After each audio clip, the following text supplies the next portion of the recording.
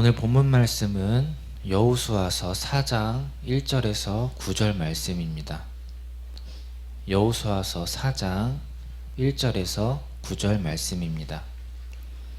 온 백성이 요단 건너기를 마침에 여호와께서 여호수아에게 일러 가라사대 백성의 매 지파에 한 사람씩 12사람을 택하고 그들에게 명하여 이르기를 요단 가운데 제사장들의 발이 굳게 선 그곳에서 돌 12를 취하고 그것을 가져다가 오늘 밤 너희의 유숙할 그곳에 두라 하라. 여호수아가 이스라엘 자손 중에서 매 지파에 한 사람씩 예비한 그 12사람을 불러서 그들에게 이르되 요단 가운데 너희 하나님 여호와의 궤 앞으로 들어가서 이스라엘 자손들의 지파 수대로 각기 돌 1개씩 취하여 어깨에 매라. 이것이 너희 중에 표징이 되리라. 후일에 너희 자손이 물어 가로되 이 돌들은 무슨 뜻이뇨 하거든 그들에게 이르기를 요단물이 여호와의 언약궤 앞에서 끊어졌었나니 곧 언약궤가 요단을 건널 때에 요단물이 끊어졌으므로 이 돌들이 이스라엘 자손에게 영영한 기념이 되리라 하라.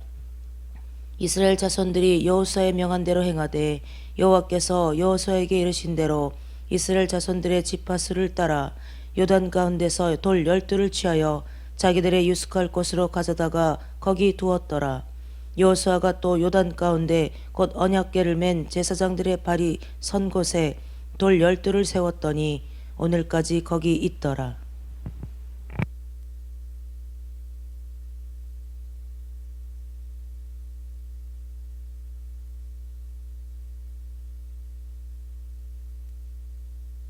오늘 설교 제목은 반드시 기억해야 하는 것이라는 제목으로 말씀을 증거하도록 하겠습니다. 저와 여러분은 살아가면서 많은 것을 기억하고 동시에 많은 것들을 잊어버리기도 합니다. 제가 군대에 입대를 하고 약 8주간의 신병 교육을 하던 중이었습니다. 제가 임했던 군 시절에는 신병 교육이 끝나갈 때쯤에 집에 전화를 할 수 있도록 조치를 해줬습니다. 지금껏 부모님이라는 울타리 안에서 자랐던 저는 그 전화하는 순간이 너무나도 기대되었습니다. 많은 장병들은 초라하게 생긴 공중전화 앞에 부여받은 번호 순서대로 줄을 섰습니다. 부모님과 통화할 수 있는 시간은 약 5분. 그리고 드디어 제 차례가 되었습니다. 수화기를 들었는데 갑자기 제 등 뒤에서 식은땀이 흐르기 시작했습니다. 왜냐하면 우리 집 전화번호 중 지역번호와 중간에 세 자리 숫자가 생각나지 않았기 때문입니다. 단 한 번도 그런 적이 없었는데 어떻게 집 전화번호를 까먹을 수 있었을까요? 입대하기 전 들고 온 수첩에는 친구들과 친한 선배들의 전화번호는 적혀 있었는데 집 전화번호는 적혀 있지 않았습니다. 까먹을 줄 몰랐기 때문입니다. 당황한 저의 표정을 보던 교관은 어떤 문제가 있냐며 저에게 물었습니다. 그래서 저는 집 전화번호가 기억나지 않는다고 대답했고 지역이 어디냐고 물어서 전라북도 익산이라고 했습니다. 그리고 교관으로부터 지역번호를 듣는 그 순간 머릿속에 전기가 흐르듯이 번뜩이며 중간 세 자리 번호까지 기억이 났습니다. 아무래도 지역번호를 듣는 순간 연상 기억이 회복되었던 것 같습니다. 오늘 말씀을 묵상하던 중 저는 그때의 추억을 떠올리며 어째서 내가 집 전화번호를 잊어버리게 되었을까라는 생각을 하게 되었습니다. 어떻게 하면은 나에게 익숙했던 그 번호를 잊어버리게 됐을까요? 왜냐하면 신병 교육 내내 8주간 전화기라는 것은 보지도 못했고 사용하지도 못했기 때문입니다. 내 삶에 아주 익숙했던 것이라도 그것과 멀어진 환경에 처하면 아주 익숙하고 중요한 것도 잊어버릴 수가 있는 것입니다. 그리고 우리의 일상 가운데 내 인생을 주관하시고 인도하신 하나님을 우리는 이처럼 잊어버리며 살아가고 있는지도 모르겠습니다. 오늘 본문 말씀은 이스라엘 백성이 요단강을 건넜을 때 일어난 사건을 다루고 있습니다. 하나님께서 이스라엘 백성에게 가나안 땅을 정복하라고 명령하시면서 요단강을 건너가라고 말씀하셨습니다. 그리고 이 시기는 하필이면 밀과 보리를 추수하는 기간이어서 요단강의 물이 높이 차 범람하고 있는 때라고 성경은 기록하고 있습니다. 실제로 이 시기쯤에는 북쪽 헬몬산에 눈이 녹을 뿐만 아니라 봄비가 내려서 갈릴리 호수는 최고 수위에 오르게 되고 갈릴리 호수로부터 내려오는 요단 강물은 크게 불어 그 깊이는 약 3에서 4m, 넓이는 30m 이상이 된다고 합니다. 약 200만 명에 달하는 이스라엘 백성들, 그 중에는 언약궤를 메고 가는 제사장도 있고 자녀를 둔 어머니도 있습니다. 사람의 힘으로는 절대 건너갈 수 없는 이 범람하고 있는 요단강을 제사장들이 하나님 말씀에 순종하여 먼저 믿음의 발걸음을 내딛습니다. 그러자 하나님께서 그 자리에 역사하셔서 요단강 줄기가 멈춰버립니다. 이스라엘 백성들은 모두 마른 땅을 밟으며 요단강을 무사히 건넙니다. 그리고 언약궤를 맨 제사장들은 이스라엘 백성들이 완전히 요단강을 건널 때까지 요단강 한가운데에 서 있었습니다. 그리고 그때 하나님께서 여호수아에게 명령하십니다.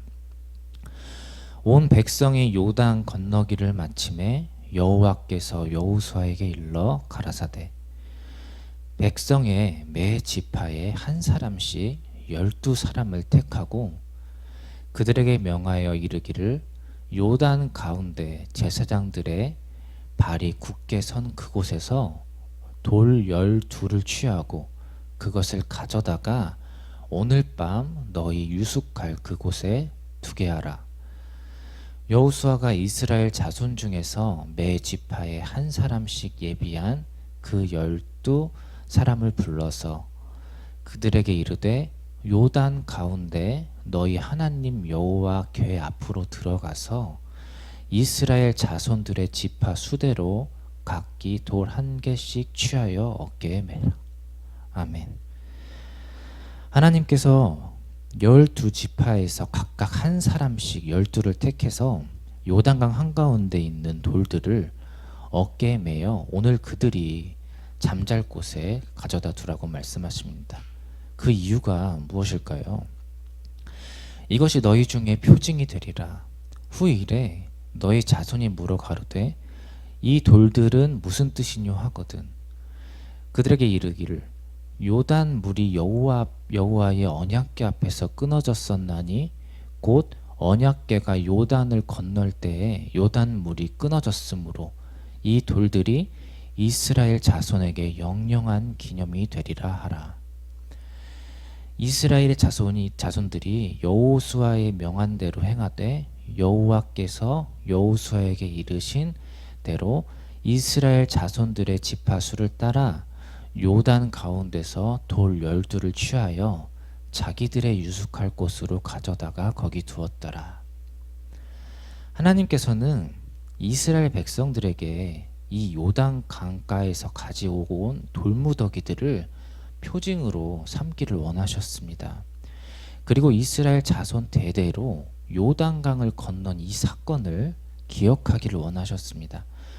그리고 그들에게 한 가지 더 명령을 하십니다. 여호수아가 또 요단 가운데 곧 언약궤를 맨 제사장들이 발이 선 곳에 돌 12를 세웠더니 오늘까지 거기 있더라. 지금 요단강 한가운데 서 있는 제사장들의 발을 디딘 곳에서도 똑같이 12개의 돌을 쌓으라고 하신 것입니다. 하나님께서는 아주 세밀하신 분이셔서 이스라엘 백성에게 확실하게 그것이 표징이 되도록 계획하신 것입니다. 이스라엘 백성들이 요단강을 건넜다는 사실이 까마득하도록 시간이 지났는데 만약 육지에만 자신들이 잠잘 곳에서만 돌무더기가 쌓여 있으면 실제로 그 돌무더기가 요단강을 건넜을 때 만들어진 것인지 아닌지 증명할 수가 없기 때문입니다.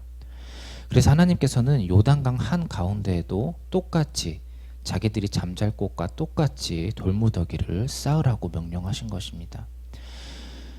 그러므로 이스라엘 백성들은 그들의 자손에게 요단강 한가운데 쌓여있는 돈물더기를 보여주며 그들이 걸었던 믿음의 발걸음과 그 믿음을 보시고 하나님께서 이스라엘 백성에게 베푸신 그 사랑을 자손들에게 가르쳤고 여호수아서를 기록한 그 시점까지 그 돌무더기가 건재하다고 성경은 말하고 있습니다. 그런데 하나님께서는 단순히 이스라엘 백성이 요단강을 건넌 이적을 기억하기를 원하신 걸까요? 그렇지 않습니다. 하나님께서 정말로 표징을 삼고 싶었던 것은, 하나님께서 정말로 이스라엘 백성이 기억하길 원하셨던 것은 하나님에 대한 믿음과 하나님의 사랑입니다. 즉 요단강을 건넜다는 증거와 요단강을 건너게 해주신 살아계신 하나님을 기억하라는 것입니다. 그리고 오늘날 이 본문 말씀은 우리에게 말하고 있습니다. 지금 저와 여러분과 함께 계시는 하나님을 기억하라는 것입니다. 왜 이렇게까지 하나님께서는 번거로운 일을 계획하셨을까요? 왜냐하면 이스라엘 백성들이 하나님을 계속 잊어버리듯이 우리들 또한 별반 다를 게 없기 때문입니다.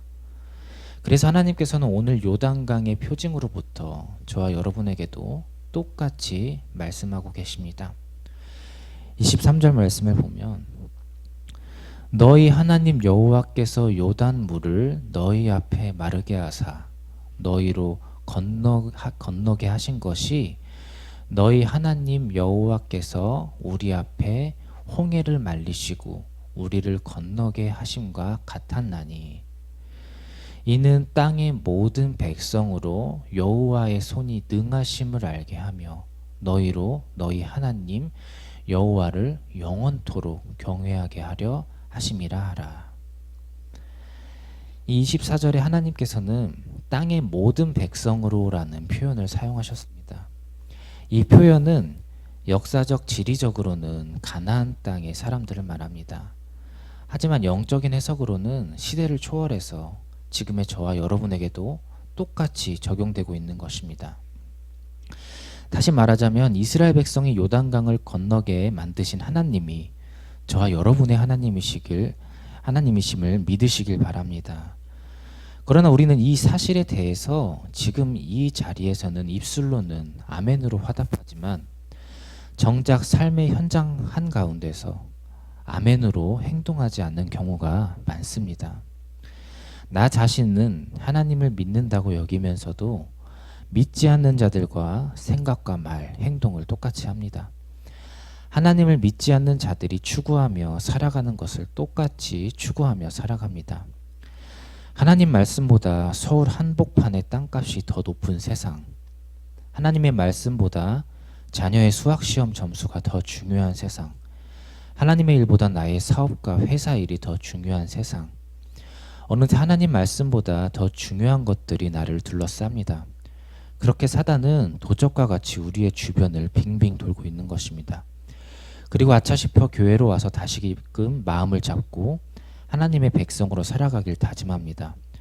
그러나 교회 예배당을 나가서 다시 세상을 만나면 나도 모르게 세상의 것에 물들기 시작합니다. 하나님의 백성으로 살아가겠다는 다짐은 어느새 희미해지는 것입니다. 그렇게 저와 여러분은 하나님을 서서히 잊어가는지도 모르겠습니다. 내 마음과 생각에서 하나님이 희미해지기 시작하면 이 세상 일이 선명해지기 시작합니다. 갈라디아서에 기록된 말씀처럼 육체의 소욕은 성령을 거스르고 성령은 육체의 소욕을 거스르기 때문입니다. 참 저와 여러분은 곤고한 사람이 아닐 수가 없습니다. 누가 우리를 이 사망의 몸에서 건져낼 수 있겠습니까? 예수님밖에 없습니다. 로마서 8장 1, 2절에 그러므로 이제 그리스도 예수 안에 있는 자에게는 결코 정죄함이 없나니 이는 그리스도 예수 안에 있는 생명의 성령의 법이 죄와 사망의 법에서 너를 해방하였음이라. 아멘. 저와 여러분은 정죄함이 없습니다. 성령의 법이 죄와 사망의 법에서 우리를 해방했기 때문입니다. 단 조건이 있습니다. 그리스도 예수 안에 있는 자들에게만 해당되는 말씀입니다. 그렇다면 그리스도 예수 밖에 있는 자들에게는 정죄함이 있고 죄와 사망의 법에서 해방될 수 없다는 말씀이 됩니다. 그래서 우리들은 늘 예수님 안에 거할 수 있도록 힘써야 합니다. 그렇다면 과연 그리스도 예수 밖에 있는 자들은 누구입니까? 그들은 말씀 밖에 있는 사람들입니다. 말씀과 멀리 떨어져 있는 사람입니다. 왜냐하면 예수님께서 곧 말씀이 육신되어 오신 분이시기 때문입니다. 내가 말씀 밖에 있는 사람이 되지 않도록 늘 말씀 안에 거하시는 저와 여러분이 될 수 있기를 소망합니다. 말씀을 정리하도록 하겠습니다. 하나님께서는 이스라엘 백성이 요단강에 발을 디뎠던 그 믿음의 발걸음을 계속해서 간직하길 바라는 마음으로, 그리고 그 믿음을 보시고 역사하신 하나님을 기억하도록 2개의 돌무더기를 쌓으라고 명령하셨습니다. 이스라엘 백성들이 자신들이 처한 상황과 환경 때문에 괴롭고 그 믿음이 흔들릴 때 그들은 그 요단강의 수면 위로 보이는 돌무더기를 바라보며 이렇게 생각하지 않았을까요? 아, 맞다. 우리 저 요단강이 범람했을 때 하나님께서 역사하셔서 분명히 마른 땅으로 건넜지. 저 돌무더기가 그 증거다. 하나님께서는 우리가 어떠한 상황과 환경에 처할지라도 우리와 함께 하시는 분이야. 우리는 분명히 지금 이 상황을 이길 수가 있어. 이와 같이 하나님께서는 오늘날 우리에게도 요단강의 돌무더기와 똑같이 이 땅에 예수님을 보내셨습니다. 하나님이 세상을 이처럼 사랑하사 독생자를 주셨으니 이는 그를 믿는 자마다 멸망하지 않고 영생을 얻게 하려 하심이라. 하나님이 그 아들을 세상에 보내신 것은 세상을 심판하려 하심이 아니요 그로 말미암아 세상이 구원을 받게 하려 하심이라. 예수님이 누구십니까? 하나님이 나를 사랑하신다는 그 증거로 이 땅에 보내신 분이십니다. 이스라엘 백성이 요단강의 돌무더기를 바라보며 하나님을 기억했듯이 우리도 마찬가지로 말씀을 통해 예수님을 만나며 예수님과 나의 모습을 떠올리는 것입니다. 아, 맞아. 우리는 말씀을 읽으면서 생각하는 것입니다.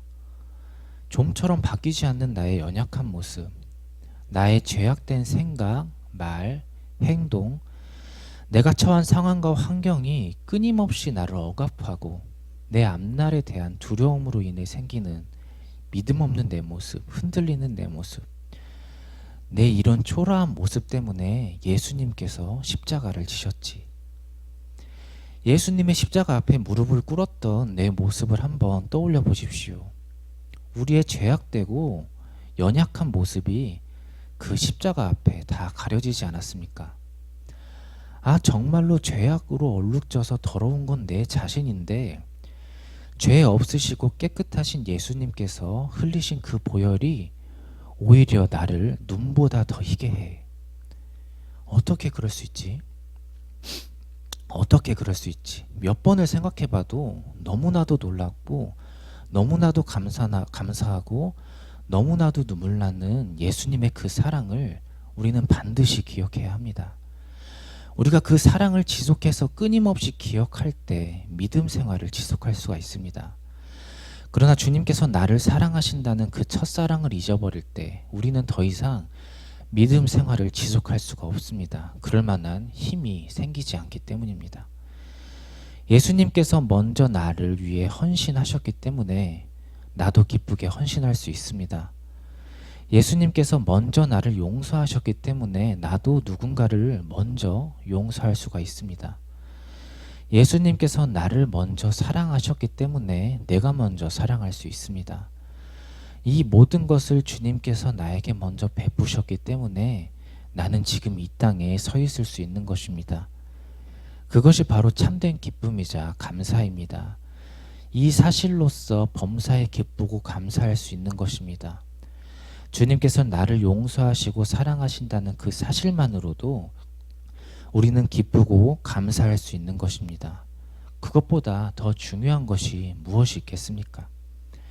이 땅의 모든 것들은 풀과 꽃이 시들듯이 사라지지만 주님의 말씀은 영원합니다. 다시 말해서 주님께서 나를 사랑하신다는 그 사실을 내가 기억하고 믿는다면 이 세상에서도 오는 세상에서도 나는 영원한 기쁨을 누릴 수가 있다는 것입니다.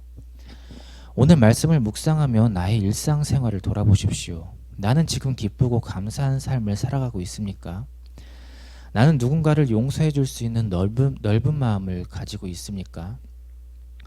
나는 주님을 위해 헌신할 수 있는 몸과 마음을 가지고 있습니까? 주님을 위해 희생할 수 있는 정신을 가지고 계십니까? 그것이 만약 내 일상에 존재하지 않는다면 내 자신에게 질문해 보십시오. 나는 하나님의 사랑을 받았던 사람이 맞습니까? 지금도 하나님의 사랑을 받고 있습니까?